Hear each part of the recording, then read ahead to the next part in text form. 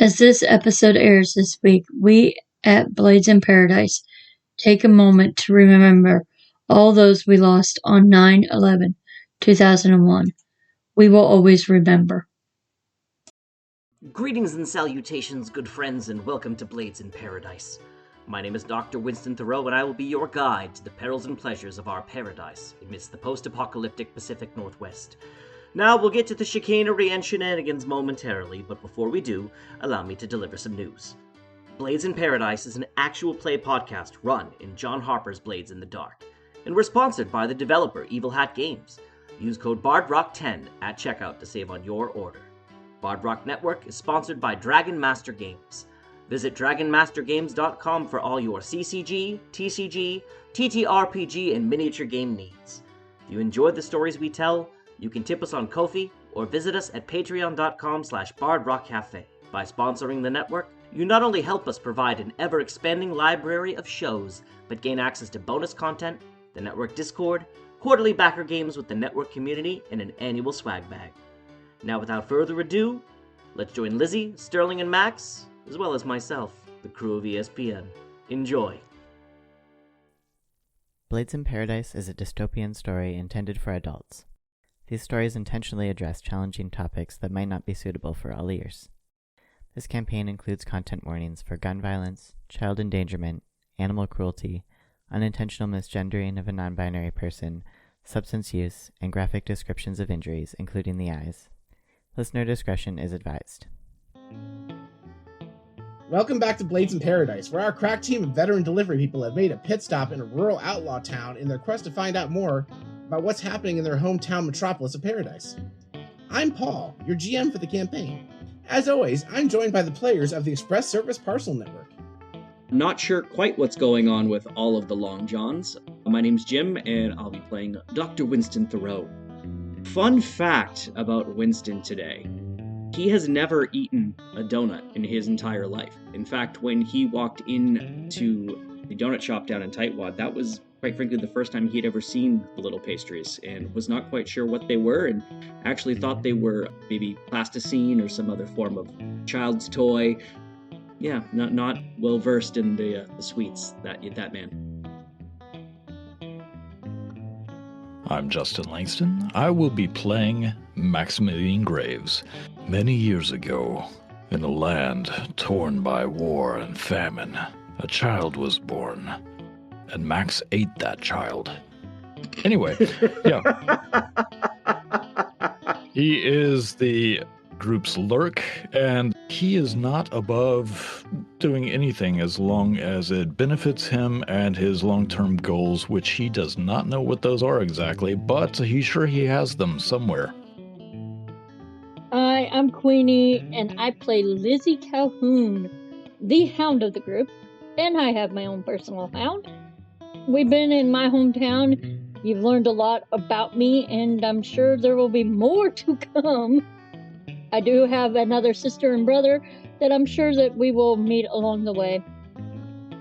No offense to Lizzie Calhoun, but I want to know more about Mayor McCheese and Officer Big Mac. And how we're going to stop those damned fry guys from taking over the town. Oh no, the Fry Guys are on the payroll. So is Hamburglar. Where's Birdie fit in? Birdie's the airmail of ESPN. She's my best friend. Oh right, Birdie, the knockoff of Big Bird. I remember Birdie. You keep her name out of your goddamn mouth. You shut your dirty hamster mouth. Ooh, Captain Crook. What are you, the Grimace? I'm Riley, and I play Scrappy fucking Sterling. My fun fact today is about a stuffed beanie egg. Sterling's favorite is a Gudetama plush that they have named Craig. Craig. I appreciate that in true Beanie Baby fashion, you did it in poetry form. I appreciate the teamwork. Everybody help me with that. Makes the dream work. Speaking of teamwork, last time you all successfully made it to Tightwad. You met with locals and got some leads. In addition to peanut oil for Hot Topic, you got a list of medicinal herbs and fungi to pick up at a nearby Silver Lake, which is also conveniently the scene of the train crash a few months back that you plan to investigate anyway. You also learned that the 5 major Outlander factions are going to have a competition to unify under one leader. and Granny Smith, who proposed the competition, has forcibly taken her departed husband's soul bottle from Hot Topic and made it one of the prizes for the winner. Oh, and you also saw a news transmission about the investigation into the dirigible crash that you caused. And that's where we resume our tale. Hours away, in your hometown of Paradise, owner of ESPN, Mr. Benjamin Franks, watches the same news broadcast you did about the black box. Damn it. All he says is he prepares several items, meticulously labeling and sorting them all, and putting them into several packages. Joe, get your ass in here. I have a delivery for you. Overnight priority. And for God's sake, man, put on some deodorant first. Returning to Tightwad, you had the opportunity to rest overnight at the Old Toby Tavern. Since you got a full night's sleep, you can have the option of either removing one level of harm from your sheet or reducing your stress by 1d6, if you so desire. Mostly to reduce all the stress you got bullshitting and riffing on the last time. Are we taking the stress like a vice roll? You can't overindulge, so if you make 0, just because you got a good night's sleep on a comfy bed. You have the vice of self-care. Listen, I'm a 40-year-old man. The vice of self-care is definitely the only vice that I know anything about anymore. So anyone who wants to can roll that d6, or if you have lingering harm, you can erase one of your lingering harms. Ooh, I'll take that. With it being in a bar and my vice is being a drunk, would that still maybe end up with overindulgence? I mean, if you want to overindulge, I won't stop you. You're a terrible friend. Well, I'm the DM. I'm not supposed to encourage you to make good life choices. I'm supposed to punish you for making bad ones. Leave it up to chance. Lizzie's reducing stress. I only had 3 left and I rolled a 5. Alright. It's fine. We'll just add to your engagement roll. That's all that overindulging does, is you just get an additional entanglement. We'll do that.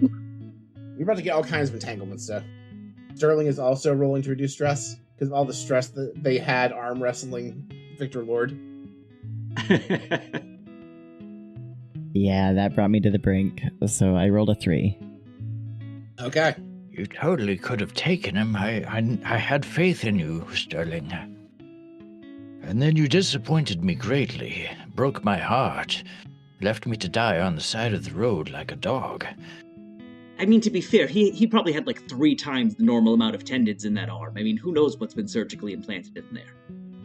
Staring daggers at Max.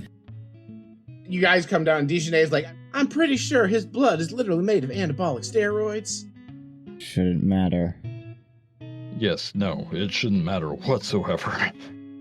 I would punch you on the arm, like, gently and gingerly and say you'll get him next time, but I'm going to be frank with you, you're probably not going to get him next time.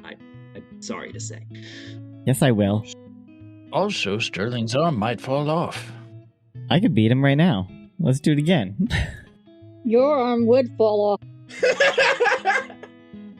It already has a few times.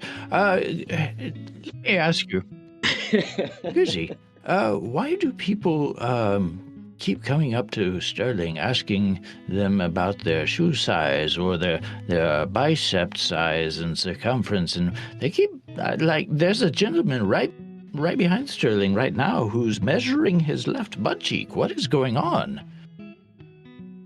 Because Sterling is about the size Victor Lord used to be when I knew him before the train accident 6 months ago. So they're probably got all this stuff of Victor's that they're wanting to give to Sterling, like those boots. Or now, hear me out. They may be just sizing him up for parts like a greedy butcher. Excuse me, sir. I will have you know I'm the local undertaker, and I'm trying to evaluate whether or not this person is the appropriate size for Mr. Lord's coffin that he had previously purchased, because Mr. Lord is now too damn big for the coffin I had made for him.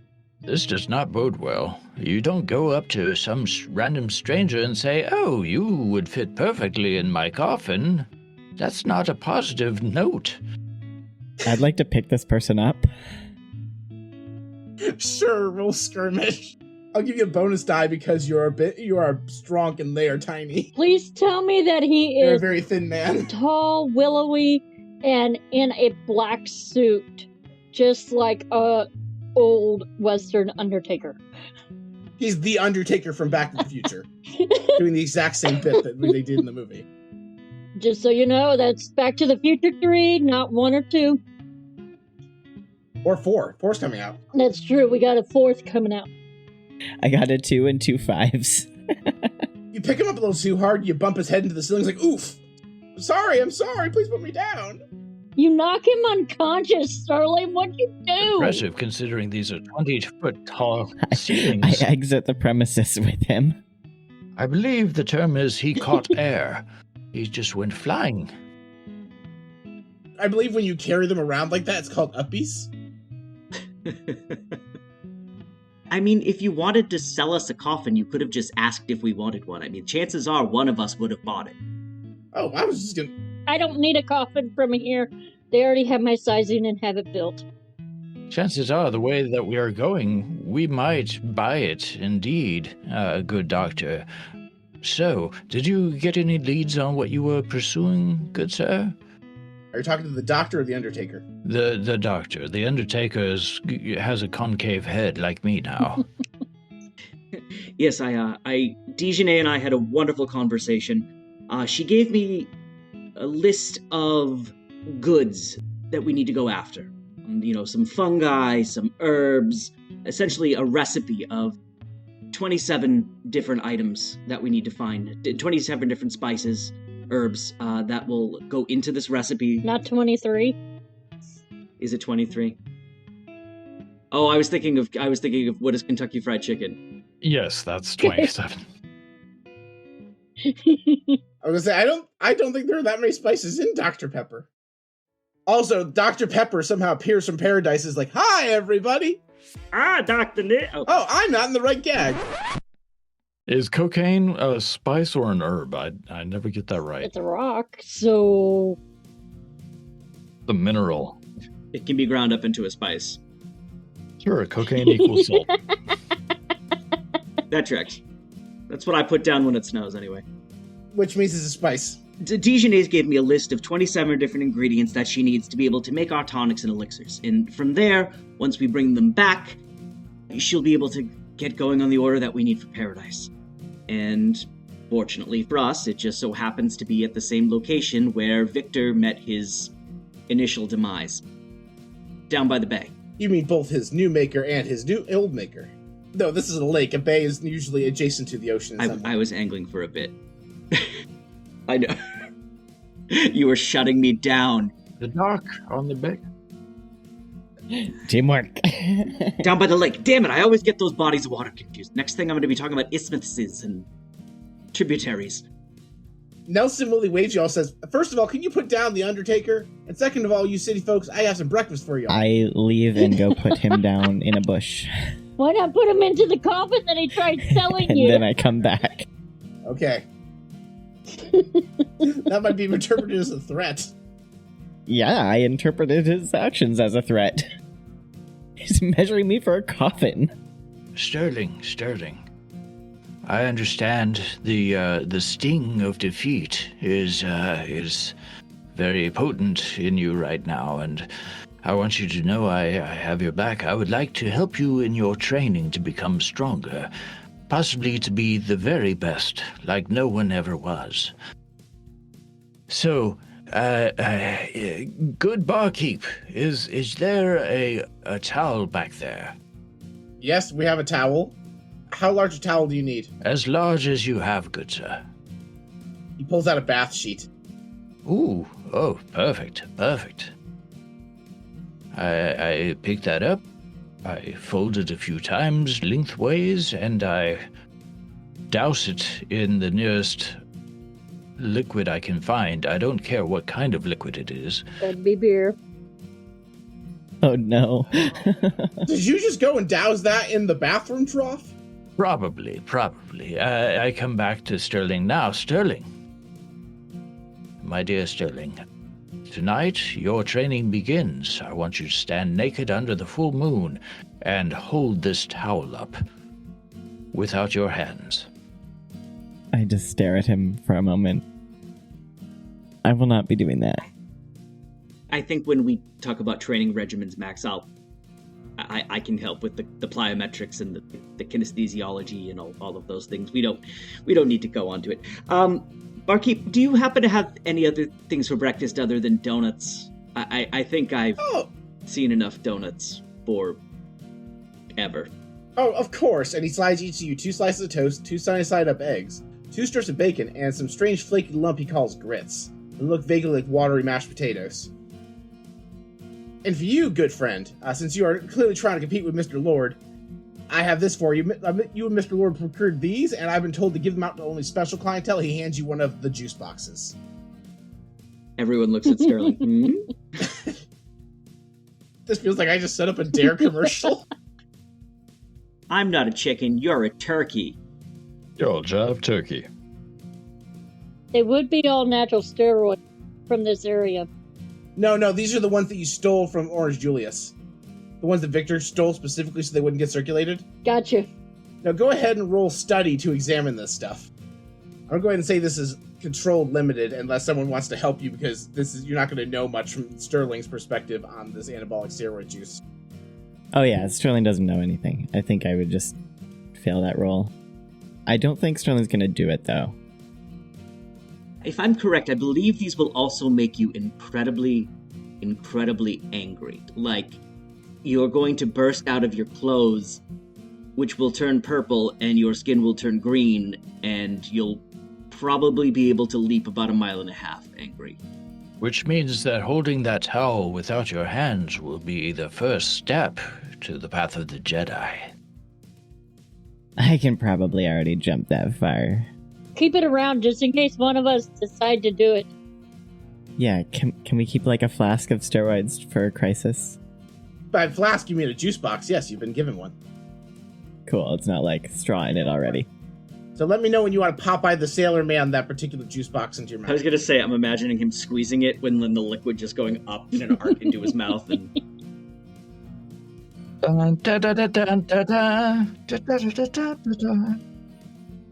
Well, as you make your way through all your individual country combo platters, the news goes on to a segment on the TV. We come to you live from Paradise City Police Department, where the subway black box was recently decoded. Police have declined to show the footage as someone came forward overnight to take responsibility for the event. The Paradise City Chief of Police, Captain Morgan, is holding a press conference starting now. You watch as the screen jump cuts to a sharply dressed police captain, who has your employer, Benjamin Franks, in handcuffs beside him. Mr. Benjamin Franks, owner of ESPN and former executive of Atlanta Corporation, is taking full responsibility for the balloon crash several days ago. It is our understanding that after an exclusive interview, he personally instructed the 2 employees who sabotaged the balloon to do so. He tested neither of them survived the crash to receive further criminal discipline. Mr. Franks will be standing trial in 1 week's time, but has already agreed to a guilty plea. The news cuts back to the regular schedule and moves on to sports, the weather, other shit people don't care about. When he said he was going to take care of the blimp crash... Did he just take the blame? Oh dear Lord, we didn't survive, Sterling. I was so hoping you would do that. I look at my hands. Just in case. Avenge us, Queenie. You're our only hope. Avenge our deaths. I'm sure the good doctor was the one that did it. Somehow. Max, I'm talking to you right now. We've been... That only proves my point. You can see ghosts. Did anyone have any indication that Bennie was going to do this? No. I still don't know what's going on. Break Bennie out of jail on our lists of things to do when we get back to town. Or at the very least, hire him a very good lawyer. I think I need to do some more cozying up to Taylor and Victor then, because we're going to need their help. Especially Victor. The phone in the bar rings. Hey, Lizzie, there's a burly, stinky as fuck dude at the front gate. Says you can vouch for him? His name's Joey or something? It's Sloppy Joe. Yeah, I'll go meet him. And I go to the gate. Do you want to go with Lizzie, or is Lizzie on her own? I'll go with Lizzie. Quick, Sterling, let's haunt people while we can, before we have to move on to the great afterwards. I think we might have lived because I arm wrestled that guy. Unless that's why I lost. We have to figure this out. Sterling, examining your hands, you find that you do not have stitches to indicate that you died and came back the way Victor Lord did. I think we should operate as if we're still alive until we know for sure otherwise. I've been doing that for years. Okay, so keep on...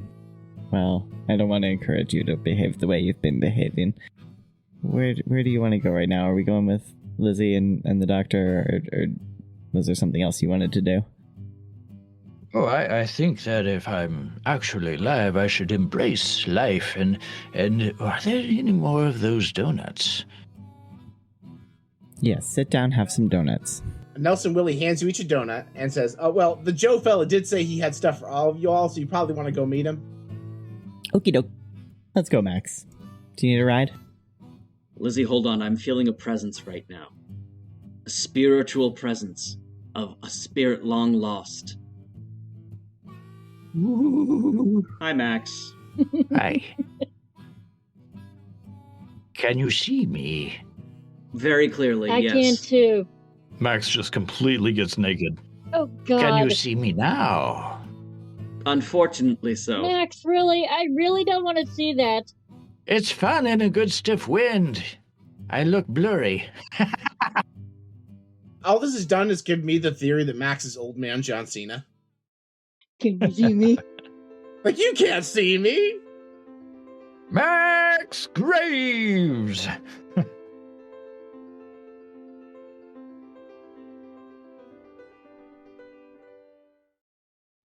Enjoy what you're hearing? Rate us on your favorite podcatcher.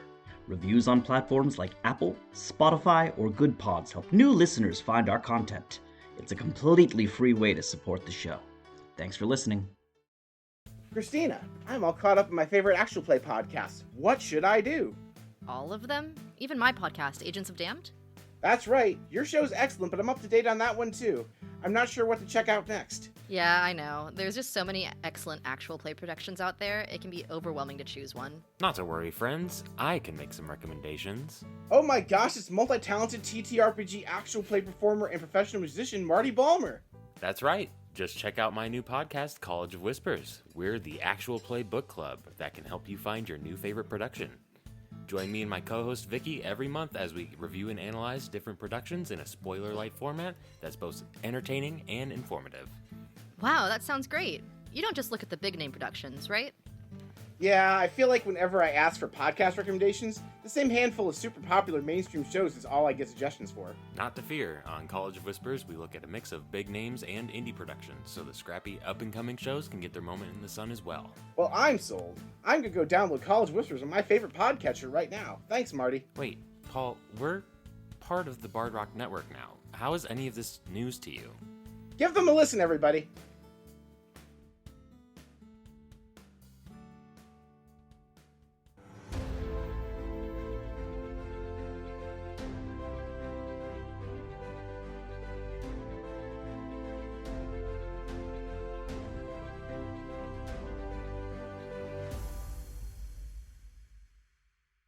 Joe is escorted towards you all at the tavern, but not before being forcibly power washed with several garden hoses. Hey, you guys! The boss sent me some packages for you. Somehow the packages are clean of his stench and have no visible water damage, even though he's been hosed off very, very severely. Keep it up, everyone. Joe needs like a second or maybe a third layer. Joe, did Bennie tell you what he was planning on doing before he sent you over here? No, he just told me this mail for you was very important, and he said specifically give this letter explaining everything to you. And he hands you this letter. To me. Okay, so yes. He didn't tell you he was going to turn himself into the police, and he gave you a letter for me. Okay, I will take that. I will go read it. Everyone else, open your presents. Oh shit, he turned himself into the cops? Yes. Oh shit. He didn't give me nothing. He took the blame for the blimp crash. Alright, so do we want to do the letter first, or does everyone want to check out their goodies first? Letter first. I want to try to read the letter over Doc's shoulder. Roll prowl? 6. Oh, wow. Yep. You successfully can peer over his shoulder. Should I contest that with a study or a survey? That's fair.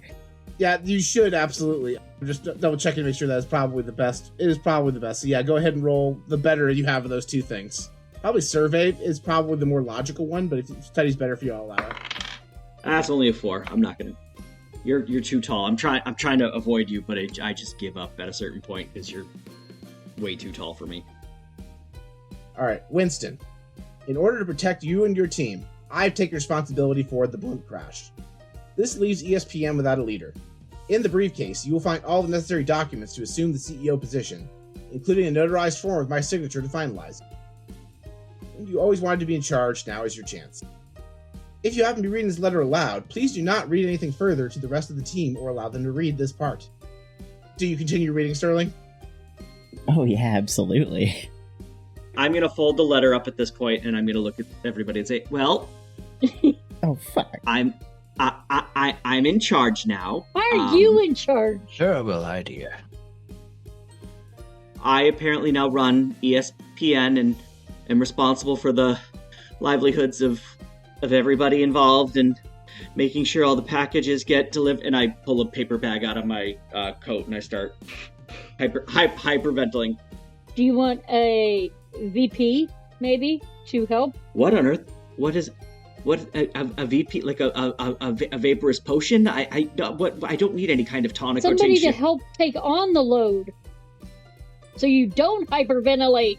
Do you maybe need a secretary to read your mail for you? No, I just wanted to have all of the authority with none of the responsibility. Now I have the responsibility regardless of who else is helping me. I would be the leader if I were alive. Okay. You're alive, Max. I can see you. I don't see good. Joe's like, I could be your vice president, sir.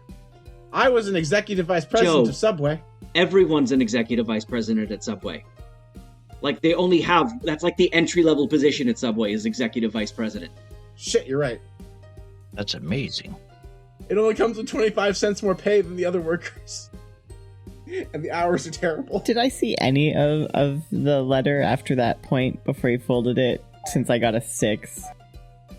Yeah, I think you got as far as please take care of, and then it closed. So you know that he's in charge of taking care of something. You have no idea what the next word was. Sterling will remember that.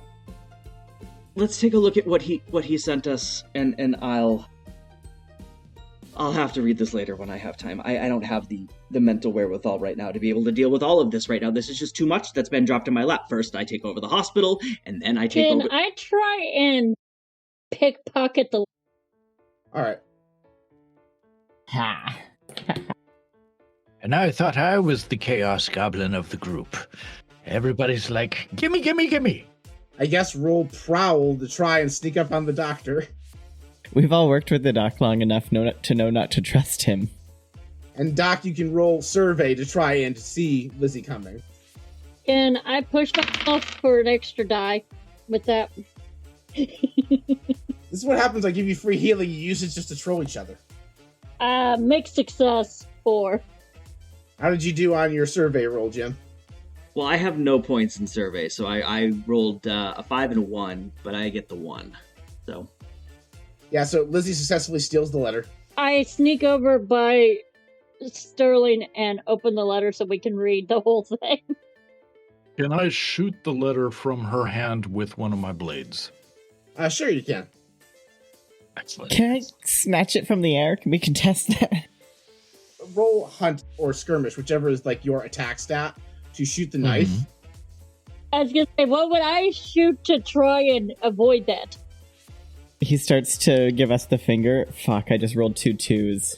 Fucking hell. What would I do to try and avoid it? There's a relevant stat in some other Forged in the Dark games, but I don't know if there's a good one here. Finesse? I got a 4. What did you get on your attack, Max? I got a 4. I'm going to go ahead and say you obliterate the letter. The letter is now unreadable. Because all you do is, one of you is just violently twisting and trying to avoid it getting hit by a knife, and it just tears it into shreds. Oh, no. Oh, no. What did you do? What did you do? We had instructions on there. What did it say, Winston? I didn't get to finish it because you nosy Nellies were busy peeking over my shoulder and going into my coat pocket and flipping me the bird and shooting knives at me. Never. Nox is on your side in this encounter. I'm going to collect the pieces of my letter, and I'm going to put them in my pocket in an attempt to tape them together at a later point in time. I have good news for you, Winston. I anticipated this. When you open the briefcase full of papers, there's a second copy of the letter. Do we know this? It says, Dear Winston, I anticipated that your idiot crew would destroy the first copy of this letter. Like puppies with a slice of cheese. I'm going to go ahead and say, for the doc's benefit, he does this while you're all examining your own goodies and are distracted Okay. for the sake of advancing the plot. Otherwise, we'll just repeat all those roles. I'll have to keep introducing Deus Ex Machina letters. Just, oh, hey, here's a third copy of the letter. As we end up with our 4th and 5th episode of Downtime in Taiwan. Max, you receive a Rubik's Cube, but there are extra colors on it and not enough of any one color to solve a side. Oh, that's frustrating, but intriguing as well. I begin doing my old man calculations and movements to slowly move the sides. Just hyper-fixated on it. All right, Lizzie, you get a bottle of Bennie's favorite whiskey. Okay. I will say you notice that the bottle is a slightly different color than the manufacturer generally produces, and you don't know why. Like, normally it's like a brown glass bottle. This is a green glass bottle. And it's fizzy. Sterling, you receive a pink unicorn BB baby. The tag reads Skylar. I hug it. You notice it seems sturdier than normal Beanie Babies, and you don't know why. Perfect for hugging. Maybe I should be responsible and like roll study or something. Sure, go ahead and roll study to examine this Beanie Baby. I'll say this is controlled effect because it's not doing anything to avoid being studied. I have no points in it, so I gotta take the 2. You are confident this is an original printing of Skylar, not a reprint. Finally. I want you to all know that while everything is going on, Max has both of his hands on that Rubik's Cube, which means the sheet has fallen away. But yet it has not hit the ground. Yes. Look, this is the training I'm talking about. Oh dear. Oh, I couldn't. Never mind. Anyway, Winston, in addition to the envelope, I imagine I open the briefcase up and it's like from Pulp Fiction. It's like the light is in. Yeah, so you open the first briefcase, papers, and the letter. Do you want to look at the letter first? Yes, I do. The second paragraph reads, Please take care of Max. You will find a container full of medicine in the cooler Joe provided. The dose and care instructions are below. There are also 3 vials of blood, essential for making more medication. I provided you everything else you need to make more. Whatever you do, do not discuss this medicine with Max and try to give it to him discreetly when the time comes. Good luck and best wishes, Bennie. Okay, put the medicine into my coat just as discreetly as I can, and I call Joseph. Joseph, over here, I have a quick errand for you once you get dressed. Well, once you open the cooler, you see the medicine is actually a tonic bottle that is glowing a golden hue. And you see the 3 vials of blood. There's something off, like they're reddish, but there's also like a little bit of a greenish tint to them. It's not quite the right color for normal blood. And the care instructions indicate that you have about 4 months of tonic before you need more made. Interesting. What kind of medicine? I've never seen anything like this before. Joseph, come over here, sir. Sure, boss. What's up? I need you to go over to the center of town and bring this cooler to my friend Dijonay's, and I need you to tell her that this project is going to be our number 1 priority. I need her to start working on this serum immediately. She'll understand what it is when you hand it to her. I hope. You mean the lady that you're eating brunch with that's right there? Because Dijonay was in this scene earlier. He didn't say it'd be a difficult task. I just asked. I'm trying to be discreet here, sir. Okay. Like, this is just... Dijonay's, he's bringing you a briefcase. If Dijonay gets the briefcase, she walks over to you and she whispers to you like, there's no list of ingredients here. It just says to use the little vials. It says there's everything I need, but then there's no list of everything I need. Apparently, and I did do one of the, shake my head to the right over to Max. This glowing medication is very important for keeping him alive. And I have about 4 months left before I have to figure out a way to make more using this blood. Oh, I can store it securely in my lab, keep the one vial you need. Well, thank you. I am so flippin' confused right now that I feel like I am going to have a panic attack. Well, the letter says that you have everything you need. Maybe all the other stuff he gave you has an answer. Okay, so we have whiskey, a Beanie Baby, and a Rubik's Cube. You haven't even opened the second briefcase. Okay. Oh, so maybe there's more materials. Maybe there's more medicinal materials in here. And I open up the second briefcase excitedly. You find what appear to be 20 standard-sized decks of cards for the popular competitive trading card game Combat Critters, without any additional context or instructions. I immediately slam the briefcase shut, embarrassed, and I put it behind my back and look at her. No medicine here. Narrow my eyes at him. What, Sterling? What you got? It's nothing. It's from when I was from a different time when I was a different man. Pornography. I doubt Yes, it. it's vast amounts of pornography. That's exactly what it is. So it's definitely not that. I was just word associating while I was trying to solve my Rubik's Cube. What about pornography?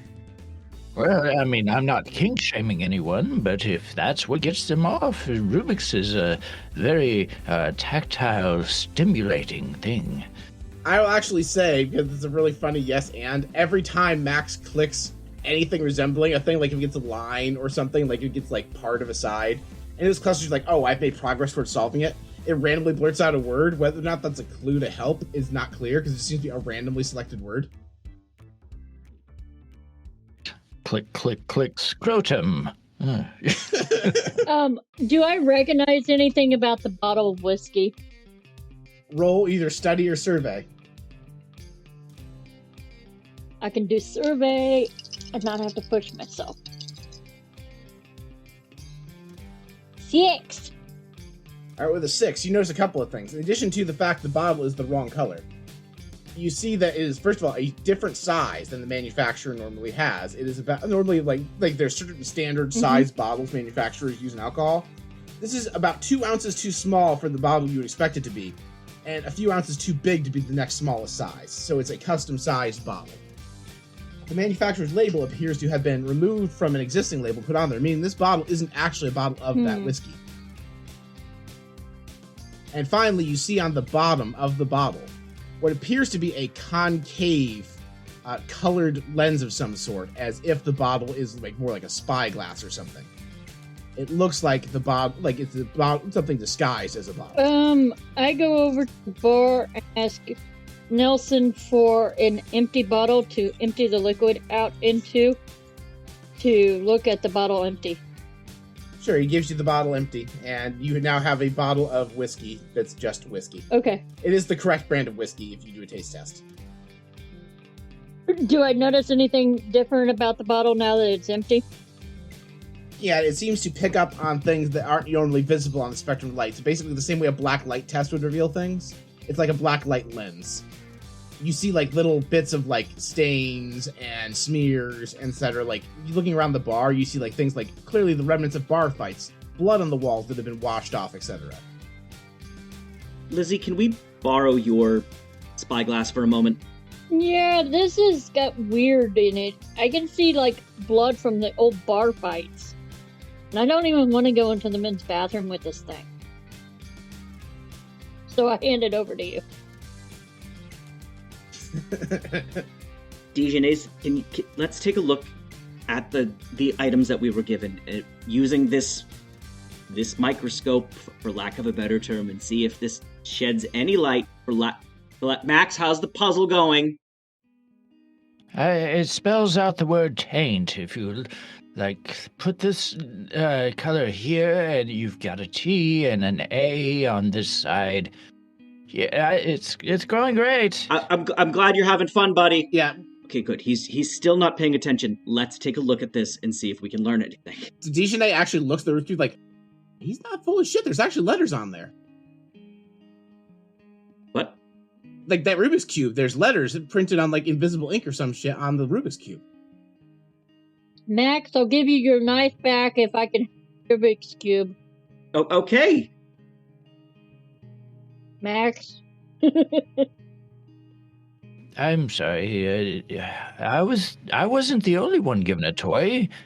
There's a Beanie Baby over there. Take it from Sterling. They will destroy you, as I will, as if you try to take my Rubik's Cube. This is true. All right, let's look at the Beanie Baby using the spyglass and see if there's anything weird about the Beanie Baby now. Nothing is visibly evident about the Beanie Baby. God dang it.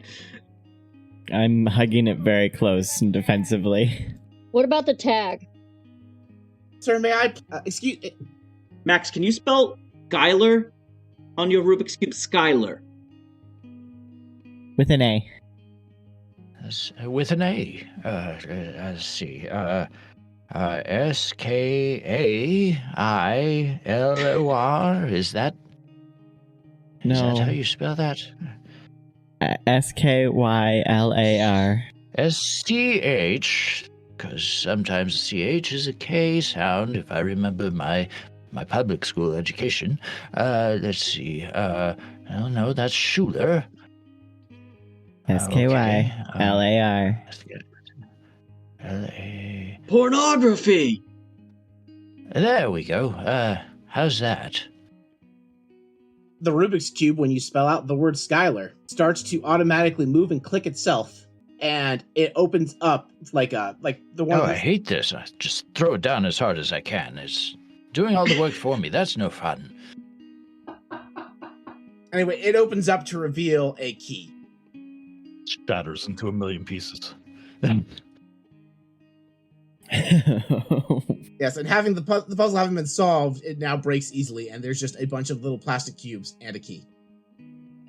Also, the voice box. Max, I'm sorry about your Rubik's Cube, buddy. If this unicorn is bugged, holy I was having fun. I just wanted to say that on the record now.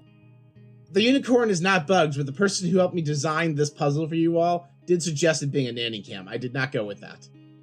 So you say. But I rolled a 2. I'm not the kind of person who will lie when you ask an above board question, especially one that might affect lines and veils. No, it is not a nanny cam, but it almost was. Cool. I can't believe I'm about to show you all of these things because it's horribly embarrassing. Here, let me open my suitcase real quick. And I open up the briefcase with the decks of Critter Combat playing trading cards. And Dijonay starts looking through, like, some of these have chemical symbols on them. There's your ingredients on the They do. cards. You were gonna keep this to yourself? Also, once all the cards are out of the case, is there like some kind of lock or something, a false bottom? No, but this one has Guncat on it, and this one has Spider Mouse. Like you don't understand. This was my childhood. Now it's your adulthood. Taseroo. Yes, I have a first edition Taseroo in here. Yes, you estimate that these cards that Bennie gave you are the ones that aren't marked in invisible ink, are probably based on their edition and vintage, worth like 5 coin. I got to see a holographic Sugar Bear once. So cool. I have polychromatic holographic Sugar Bears. Of course I did. You have a toucan that likes cereal. You need to come to game night sometime. Yeah, but Dijonay takes the ones with the chemical symbols. Like, I can figure out the formula from these. So I will get to work on this. Dijonay's, I owe you. After we pulled all the cards out of the briefcase, was there a false bottom by chance with like There a is key? not. Only on me, unfortunately. I had one of them blown off during the last war, so my bottom is half false. Here's one butt cheek you can have. I believe there's a key I keep in there. What does it unlock?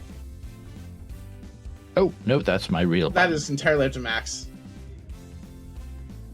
This puzzle has nothing to do with Max's butt, so... I'm curious if the key opens something back at It's a different headquarters. puzzle in Max's butt. I will go ahead and give anybody who wants to examine the Beanie Baby a bonus die if Sterling is willing to share the information that it felt firmer than it should. Oh no, we're gonna have to cut open your Beanie Baby. No, you're not. No, you're not. Sterling. Now, Sterling, can you please let Lizzie or Max take a look at your Beanie Baby and see if there's a place to put our key? This could be very helpful. I will try and be gentle with the baby and not cut it open. I will be gentle. I'll be gentle and precise, like a surgeon slicing open a small animal just to examine its innards. And I will take out anything I deem tasty or interesting. I'll take Max for a walk around the block while you two work on the Beanie Baby. How does that sound? For a second, while all three of you are trying to convince Sterling, I feel like we were playing the mystery date game for examining a Beanie Baby.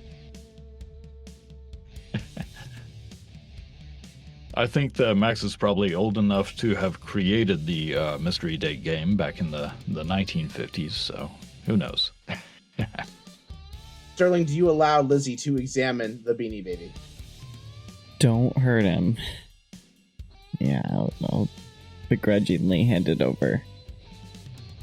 And roll your choice of survey or study with a bonus die because you have Sterling's assistance with this information. It kind of feels weird.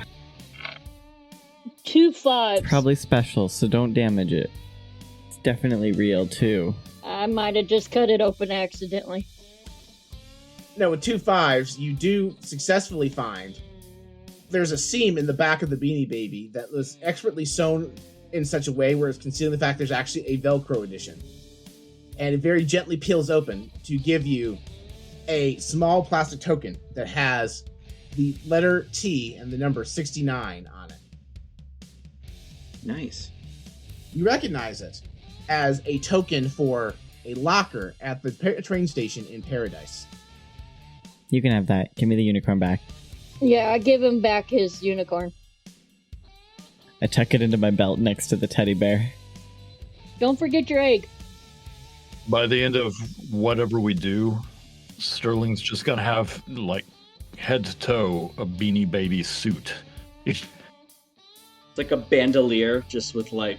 Well, and you're just gonna have those credit cards all over your office. Sterling can jump out of an airplane and land safely without a parachute. No, double bandoliers that make an X. And Craig is in the center of the bandoliers. Hell yeah. It looks like we're gonna have to finish this mystery back at the train station in Paradise then. And I let Doc know when he comes back. Alright, what was Benny Franks hiding? Other than the fact that he apparently knew a lot more about what was going on than he was ever willing to let on. Oh, wait. I'm starting to have second thoughts. Yeah, Max? I just had a realization. I can put the Rubik's Cube back together. Hours of playtime fun. I'm beginning to think that when he told us that we needed to stay out of everything, that maybe we should listen to him. Well, it's too late now. We have a lot of missions ahead of us. What missions do we have exactly? From what I understand, the good doctor here is now our boss. We can kick back and take it easy with our foot up on the desk. Notice I didn't say feet. So, yeah, what do we have to do? We need to go get those herbs for our déjeuner and look at that lake to figure out how the heck Victor Lord is alive. And we have that race. Do we really, though? I mean, if we are... Victor's my friend, yes. If we are best friends with the owner of ESPN, I mean, he has all the money and we may have to secure his safety in the company. Build a wall around him and... Why did we all start working here? Money. Right, money.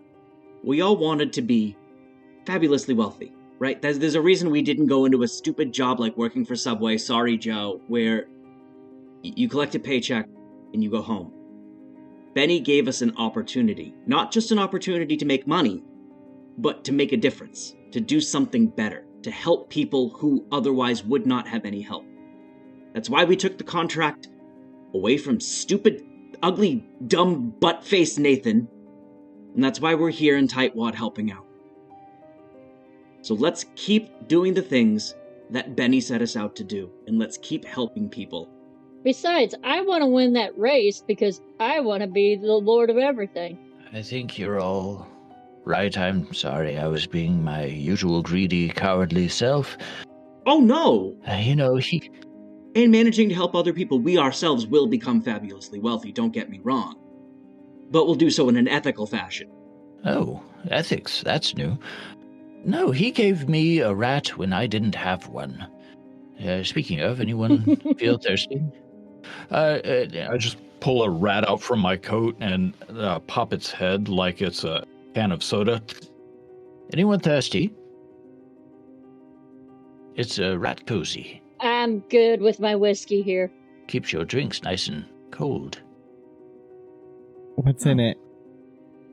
I put one of the juice packs in there. I'm not sure exactly what it's going to do to me, but I'm about to test it out. Is that a good idea, Max? I take the juice box from Max and I hand it to Sterling and I say, let's go to the lake. Chug, chug, chug. Let's figure out what happened in the train crash. I was really excited for the most physically fragile of you to drink these steroid boxes. I was waiting for... Max just regrows his original arm and leg. I grew 3 of my limbs back. Max now has a third and fourth arm. No leg. Do I have a rat full of juice in my pocket now? You have 2 juice boxes. I'm going to yes and this into he has a flask that's been decorated to look like a rat. Yes, that's a good one. Whether or not it's made out of taxidermied rat is unclear.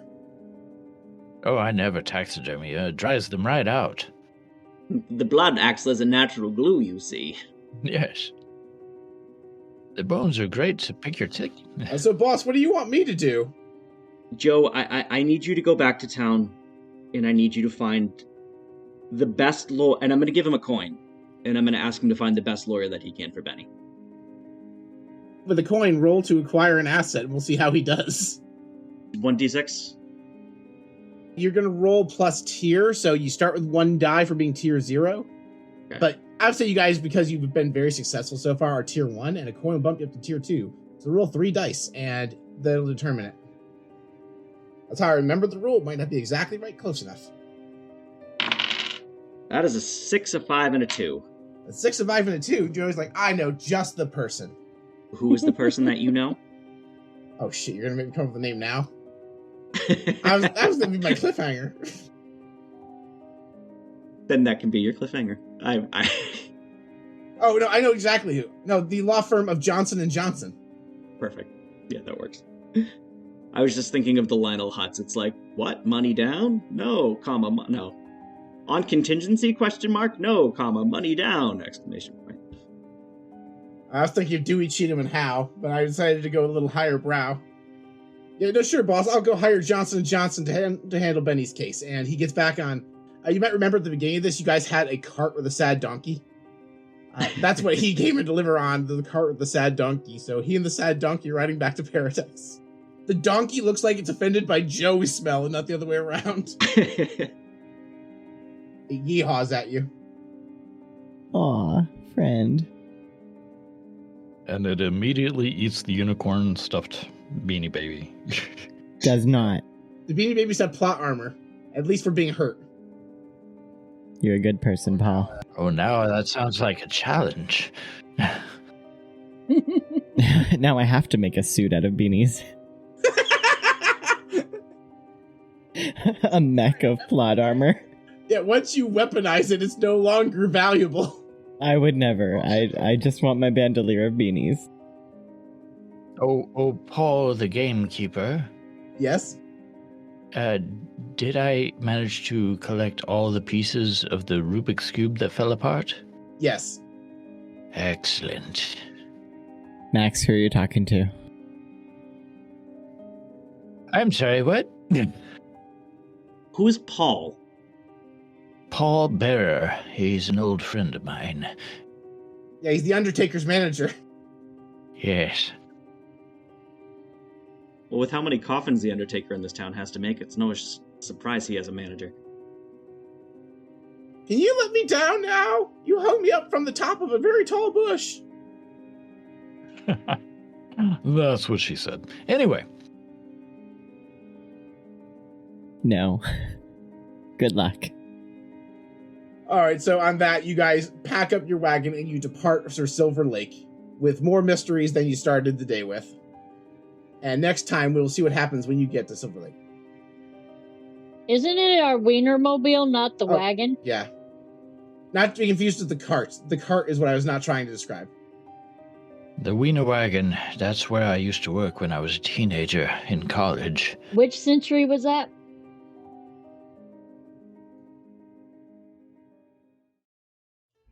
Blades in Paradise is Paul Kinter as Master of Ceremonies, Justin Langston as Maximilian Graves, Faith Queenie Long as Lizzie Calhoun, and Mel Riley as Sterling Ackred, and myself, Jim Remus, as Dr. Winston Thoreau. Dami Widener is our editor. You can directly support this show at patreon.com/bardrocknetwork, starting at just $3 a month. You can join us on Discord, you can come play games with us. We'll even send you network swag at the end of the year. You can visit our sponsor, Evil Hat Games, and use code BARDROCK10 to buy cool games like Blades in the Dark, and let them know we sent you. You can support the podcast for free by sharing us on social media, word of mouth, or rating and subscribing on your favorite podcatcher. Lastly, you support us just by listening. Thank you for listening, dear friends.